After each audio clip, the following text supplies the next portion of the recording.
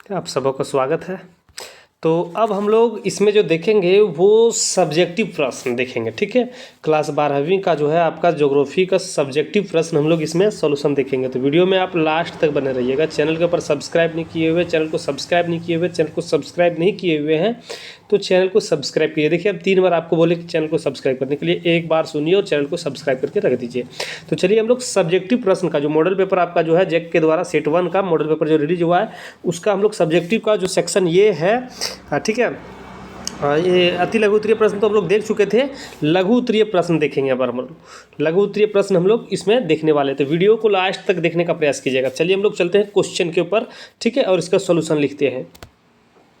तो आगे क्वेश्चन, जैसे कि क्वेश्चन क्या था, क्वेश्चन को आपको दिखाए हैं। आप लोग क्वेश्चन को डाउनलोड करके आप लोग रख लीजिएगा, चेक करते जाइएगा। पहला क्वेश्चन था कि प्रवास के प्रतिकर्ष और अपकर्ष कारक में अंतर स्पष्ट कीजिए, ठीक है। इसमें अंतर स्पष्ट करने के लिए कहा जा रहा था। चलिए इसका हम लोग आंसर इस प्रकार से लिखेंगे कि प्रतिकर्ष घटक तथा अपकर्षक घटक में अंतर, एक साइड में प्रतिकर्ष कारक लिखेंगे और एक साइड में अपकर्षक कारक लिखेंगे, ठीक है। तो देखिए प्रतिकर्ष तरफ क्या लिखेंगे कि प्रतिकर्ष कारक भी स्थानांतरण के लिए उत्तरदायी होता है। बेरोजगारी, आजीविका के साधनों की कमी, कृषि के कम उत्पादन आदि के कारण भूखमरी आदि प्रमुख प्रतिकर्षक कारक होते हैं, ठीक है। प्रतिकर्ष कारक के बारे में ये लिख सकते हैं आप। उसके साइड अपोजिट साइड, जैसे कि दो अंतर पूछा गया है तो 2 भागों में हम लोग इसको बांटेंगे। तो अपकर्षक कारक वह स्वैच्छिक प्रवास है जब लोग नगरों की सुविधा आजीविका के बेहतर साधनों से प्रेरित होकर प्रवास करते हैं। मतलब देखिए इसमें क्या है कि अगर आपको कमी प्रतिकर्ष जो बेरोजगारी बढ़ जाएगा, जैसे सपोज मान लो कोई किसान खेती कर रहा है, उसको खेती नहीं हुआ तो ये भूखमरी उत्पन्न हो गया, तो ये प्रतिकर्ष कारक के प्रमुख प्रतिकर्ष कारक के रूप में आएंगे ये। अगर मान लीजिए कि कोई साधनों की कमी है तो ये प्रतिकर्ष कारक, लेकिन अपकर्ष कारक है कि इसको बेहतर चीज़ पाने के लिए उसको इस जगह से, जैसे सपोज मान ले देहात तरफ है एजुकेशन उतना अच्छा नहीं है, लेकिन यही दिल्ली मुंबई इधर आप चल जाते हैं तो वहाँ पे एजुकेशन सिस्टम अच्छा है, तो वो आजीविका के लिए और अपने सुविधाओं के लिए यहाँ से पलायन किया। कहाँ पे? आपका दिल्ली मुंबई इस जगह पे, ठीक है। तो वो अपकर्षक प्रवास या अपकर्षक कारक कह सकते हैं, ठीक है, रीजन उसका होता है। अब देखिए प्रतिकर्षक कारक, ग्रामीण क्षेत्रों में कृषि पर बढ़ती जनसंख्या के दबाव के कारण जीविकोत्पादन के लिए साधनों की कमी के कारण लोग अच्छे स्थानों की ओर प्रवास करते हैं। जैसे कि पहले आप देखते होंगे कि बहुत कम लोग बाहर जाता था कमाने के लिए, लोग घर ही तरफ रहते थे, घर ही तरफ मतलब कि सब कुछ कार्य किया करते थे। लेकिन अभी अब देखिएगा कि वो अब बहुत लोग पलायन करने लगे, बहुत सारे लोग के मुंबई, दिल्ली, बनारस, बेंगलोर इधर रहने लगे हैं। इधर हम लोग लिखेंगे अपकर्षक तरफ लिखेंगे कि नगरों में अच्छे आर्थिक अवसर, शिक्षा तथा मनोरंजन के साधनों के कारण लोग चुंबक की तरह आकर्षित हो रहा है। जैसे अभी आपको बताया था कि मुंबई, दिल्ली लोग क्यों आए हो रहे, क्योंकि वहाँ पे अच्छा स्वास्थ्य सेवा है, अच्छा एजुकेशन सिस्टम है। एजुकेशन सिस्टम नहीं कर मतलब कि एजुकेशन वहाँ पे अच्छा खासा है, सरकारी स्कूलों में भी सुनने में आ रहा है कि अच्छा है ना। तो लोग इसीलिए उधर ज़्यादा पलायन कर रहे हैं, ठीक है। चलिए आगे देखिए, आगे लिख सकते हैं आप कि गांवों में आजीविका प्राप्त नहीं कर पाने वाली जनसंख्या की गणना अधिशेष जनसंख्या के रूप में की जाती है। यह जनसंख्या नगरों की ओर प्रवास करती है।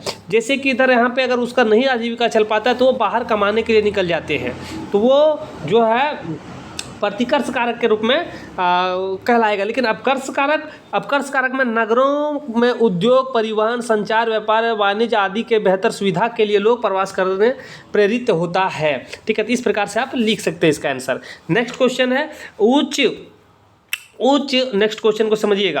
क्वेश्चन है कि उच्च प्रौद्योगिकी उद्योग का वर्णन करें। तो इसका आंसर आप लोग इस प्रकार से लिख सकते हैं, ठीक है। इसका आंसर देखिए, क्वेश्चन आप लोग डाउनलोड कर लीजिएगा, ठीक है, मॉडल पेपर को डाउनलोड कर लीजिएगा और वहां से क्वेश्चन को नोट कर लीजिएगा, ठीक है। इसको भी आप थोड़ा रोक के, वीडियो को रोक के आप अपना कॉपी में जरूर अवश्य नोट इसको कीजिएगा। उच्च प्रौद्योगिकी उद्योग उच्च तकनीकी विनिर्माण में सबसे नवीन विधि है। गहन खोज और विकास के द्वारा अग्रिम वैज्ञानिक इंजीनियरिंग को समझा जाता है। व्यावसायिक सफ़ेद कॉलर जिसको कहते हैं, कामगार कुछ कार्यशक्ति का एक बड़ा भाग है। ये उच्च विशेषज्ञ, वास्तविक उत्पादक, रोबोटिक कंप्यूटराइजीवन आकृति और विनिर्माण संशोधन प्रक्रिया का इलेक्ट्रॉनिक नियंत्रण, रासायनिक और फार्मास्यूटिकल उत्पादन उच्च तकनीक उद्योग के उदाहरण हैं। ठीक है, तो इस प्रकार से उच्च प्रौद्योगिकी उद्योग को आप लोग लिख सकते हैं। ठीक, नेक्स्ट क्वेश्चन को देखिए। नेक्स्ट क्वेश्चन दिया गया है, क्वेश्चन इस प्रकार से कि पाइपलाइन परिवहन के 5 लाभ को लिखना है। तो पाइपलाइन परिवहन जो है उससे 5 लाभ लिखना है। पाइपलाइन परिवहन है क्या? तो देखिए, पाइपलाइन परिवहन के लाभ, सस्ता साधन। पहला लाभ क्या है कि वो सस्ता साधन है। पाइपलाइन को बनाने के बाद इनके संचालन में बहुत कम व्यय होता है, इसको चलाने में बहुत कम खर्च आता है एक बार पाइपलाइन बिछ गया तो। ठीक है, दूसरा लाभ है कि सुगम परिवहन, माल उतारने या लादने का झंझट नहीं होता है। ठीक है, पाइपलाइन से एक बार पाइप बिछ गया तो फिर बैठाने उठाने का झंझट खत्म हो जाता है। दुर्गम और उबड़ खाबड़ धरातल पर भी पाइप बनाना संभव है। अगर मान लो कहीं उबड़ खाबड़ है, वहाँ पे भी पाइपलाइन को बिछाया जा सकता है, ये ईजी है। चौथा पॉइंट लिखेंगे, ऊर्जा की बचत होती है इससे। 5वां पॉइंट लिखेंगे, समुद्र जल में भी पाइपलाइन बिछाना संभव है। लाभ जो है वो उसमें भी बिछा सकते हैं। सुनिश्चित आपूर्ति, रेल या ट्रक की तरह ले जाने में संभव आसानी होता है। समय की बचत होता है, प्रदूषण की खतरा नहीं होता है। तो ये पाइपलाइन के 5-6 एग्जाम्पल है, इसको आप लोग लिख सकते हैं। ठीक है, नेक्स्ट क्वेश्चन देखिए। नेक्स्ट क्वेश्चन दिया गया है कि अंतर्राष्ट्रीय व्यापार की आवश्यकता क्यों है? अंतर्राष्ट्रीय व्यापार की आवश्यकता क्यों होता है?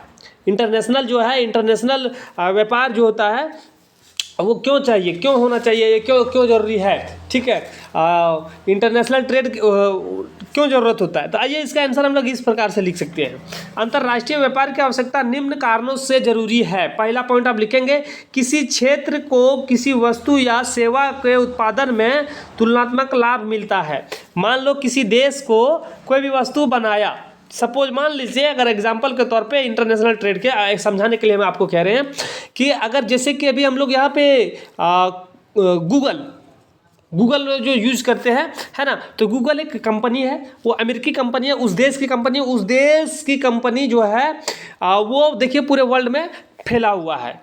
तो वो अगर एक सीमित रह जाता तो फिर दिक्कत होता है ना, तो वो इसलिए चारों तरफ फैला है। तो अगर वो नहीं होता तो उत्पादन जो उसने बनाया वो क्या होता, तुलनात्मक लाभ होता है। दूसरा है कि अंतर्राष्ट्रीय व्यापार से रोजगार अवसर पैदा होता है, और अंतर्राष्ट्रीय व्यापार से क्या होता है कि रोजगार का अवसर बढ़ता है।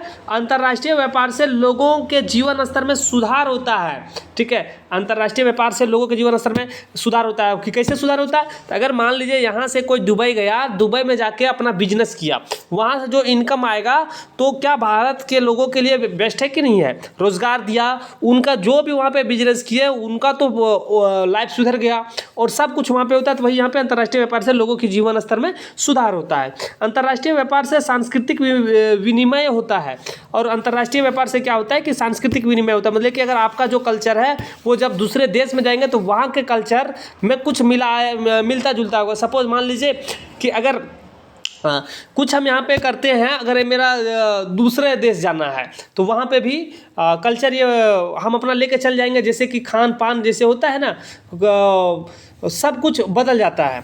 ठीक है, तो इस प्रकार से लिखेंगे। नेक्स्ट क्वेश्चन है कि दिया गया है, नेक्स्ट क्वेश्चन आपका है क्वेश्चन जो आपका है, क्वेश्चन दिया गया है कि भारत की पल्ली और परिक्षेपित ग्रामीण बस्तियों में अंतर स्पष्ट कीजिए। तो भारत की पल्ली बस्तियां देखिए, कई बार बस्तियां भौतिक रूप से एक दूसरे से अलग अनेक इकाइयों में बंट जाती है, लेकिन उनका सबका नाम एक रहता है। इन इकाइयों के स्थानीय नाम है, जैसे पाड़ा, पाली, नगला, ढानी, पन्ना आदि। जैसे कि आप देखिए, अपर सपोज मान लीजिए कि एक गांव है, ठीक है, एक गांव है, तो इसमें अलग अलग समुदाय के लोग अलग अलग रहने लगे हैं, सपोज मान लीजिए। ठीक है, अगर ये इसमें रह रहा है तो इसके बोलिएगा कि ये टोला है, ये टोला है, ये टोला है, अलग अलग टोला के रूप में हम लोग इसको विभक्त करते जाते हैं। ठीक है, तो यही है यहाँ पे पाली। पल्ली जो है, ठीक है, पल्ली वाला आप इसी को कहते हैं। ठीक, अब दूसरा क्वेश्चन इसी में था कि परिक्षेपित ग्रामीण बस्तियों में अंतर स्पष्ट करना है। तो पल्ली वाला समझ गए, अब परिक्षेपित वाला में समझिए। परिक्षेपित ग्रामीण बस्तियां कि ये है कि इनमें मकान एक दूसरे से दूर बने होते हैं। जो मकान बना होता है, एक यहाँ बना है, एक यहाँ बना है, एक यहाँ बना है, इस तरह से दूर बने होते हैं। इनमें लोग अलग अलग या एकाकी रहते हैं, मतलब इसमें अलग अलग लोग रहते हैं। इन बस्तियों के लोग व्यक्तिवादी और स्वतंत्र जीवन यापन में अभ्यस्त होते हैं। इनमें पड़ोसी धर्म की भावना, समुदाय आत्मनिर्भरता और सामाजिक आत्मनिर्भरता नहीं होती है। इसमें धर्म की भेदभाव नहीं होता। अभी आपको बताया कि पल्ली में क्या था कि एक जो बना हुआ था, तो बोल ये होता है कि इसमें ये मोहल्ला है, ये मोहल्ला, ये टोला है, ये टोला है, इस तरह से टोला बट रहा था कास्ट के अनुसार से, है ना। तो इसी प्रकार से होता है ना।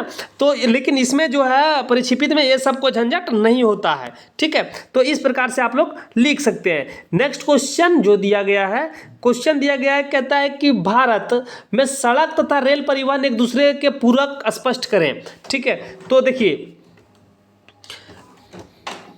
इसको हम लोग इस प्रकार से लिख सकते हैं कि माध्यम व कमी दूरी तक सामान व यात्रियों को ले जाने के लिए सड़क मार्ग बहुत महत्वपूर्ण है, जबकि लंबी दूरी की यात्रा के लिए रेल परिवहन को उपयुक्त माना जाता है। सड़कें मंडलियों व कारखानों को रेलवे स्टेशन से जोड़ती है, जहां से सामान को रेलगाड़ी से उतारकर कारखाने में मंडियों में भेजा जाता है।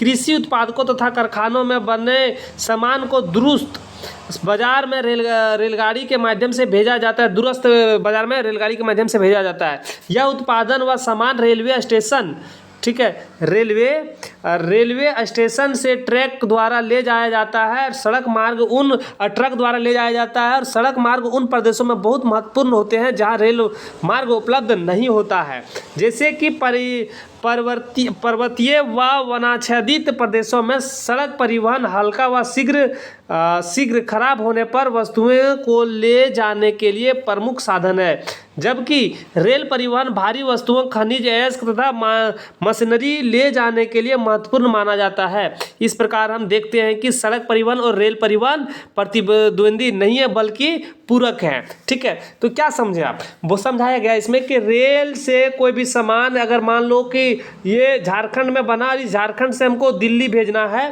तो दिल्ली भेजेंगे, या फिर मुंबई भेजना है, या फिर अदर स्टेट भेजना है, तो क्या होगा कि आप ट्रक से भेजेंगे तो आपको ज़्यादा भाड़ा लगेगा, आप रेल से भेज दीजिएगा कम लगेगा। दूसरी बात, आप जहाँ पे ये भी रेलवे ट्रैक पर उतार दिया, लेकिन यहाँ से कुछ अलग जगह पे ले जाना, तो यहाँ पे ले जाने के लिए ट्रक का प्रयोग करेंगे। रेलवे तो डायरेक्ट यहाँ पे जाएगा नहीं, क्योंकि रेल लाइन बिछा हुआ नहीं है, तो ये पूरक है, प्रतिद्वंदी नहीं है। ठीक है, इस प्रकार से इसका आंसर आप लिख सकते हैं।